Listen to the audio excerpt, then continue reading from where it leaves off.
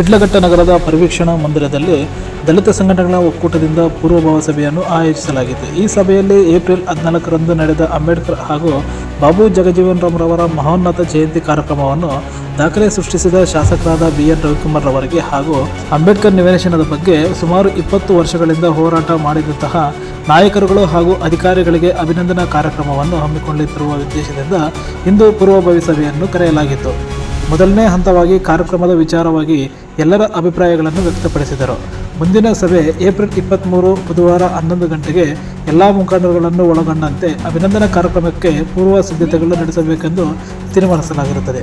ಈ ಒಂದು ಸಂದರ್ಭದಲ್ಲಿ ದಲಿತ ಮುಖಂಡರುಗಳಾದ ದ್ಯಾವಕೃಷ್ಣಪ್ಪ, KS ಅರುಣಕುಮಾರ್, ರಾಮಾಂಜನಪ್ಪ, ಈದರೆ ಪ್ರಕಾಶ್, ರಮೇಶ್, ಪ್ರತೀಶ್, ಸಂದೀಪ್, ಅಶೋಕ್, ಕಿರಣ್, ದ್ಯಾವಪ್ಪ, ವೆಂಕಟಪ್ಪ, ಗುರುಮೂರ್ತಿ ಇನ್ನೂ ಮುಂತಾದವರು ಭಾಗಿಯಾಗಿದ್ದರು.